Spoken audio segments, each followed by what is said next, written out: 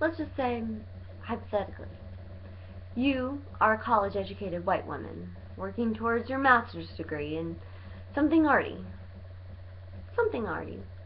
but with some sort of practical application in the workplace. Let's say, hypothetically, that you are a part-time graphic design student, and you work part-time in a restaurant, and your life's on course.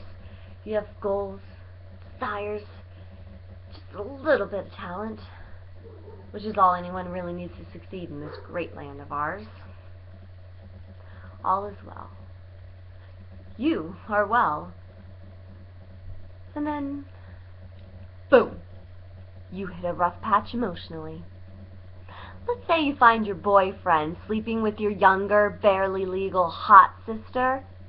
Let's say you kind of fall apart. You stop going to classes. You stop paying bills. You make it to your part-time job because you need the cash. You don't have a rich mother or brother or grandma in the wings. In fact, your whole family is financially irresponsible and barely scraping by in parts of the country you have no desire to ever live in.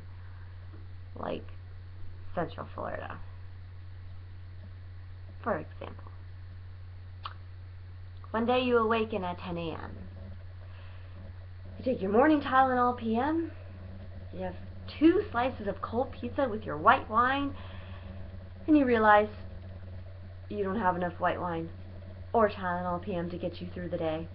And it'll be a long day, as your job in an upscale eatery in Georgetown doesn't even begin till 5 p.m. So you get in your car, and you drive to the strip mall, where as luck would have it, there's a CVS and a package store, which sells your particular brand of New York State Chardonnay.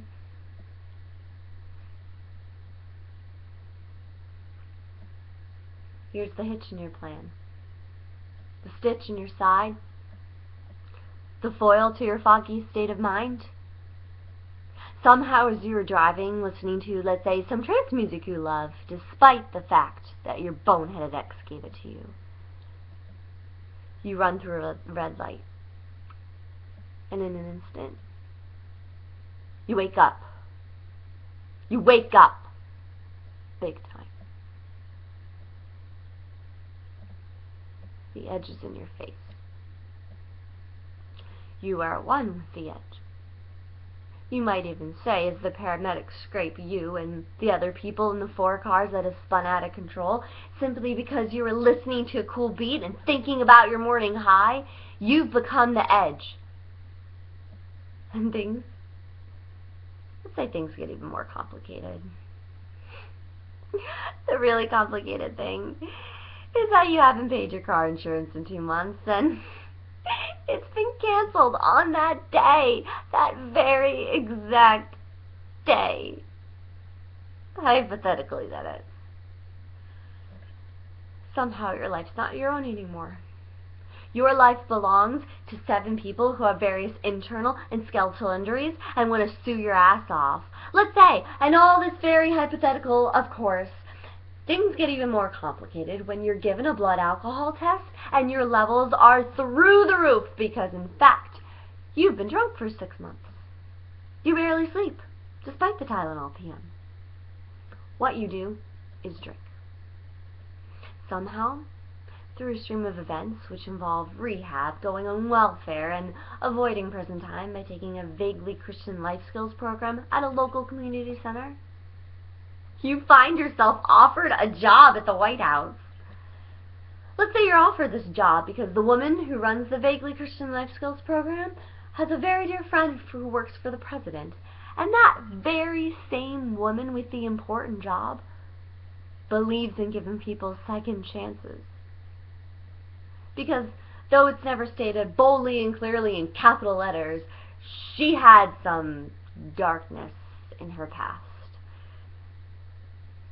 And because you are white and college educated and not addicted to crack, she decides to give you this important job with a lot of responsibilities. At least for someone like you, the new fallen you. And because you're starting over and You've developed a strange connection to your newly estranged Christian boss and have begun to believe that your life may someday be your own again. Though it's not for 1 second the life you imagine having. But it's a lot better than the lives you've lived since that fateful moment at the intersection, that moment when you became the edge.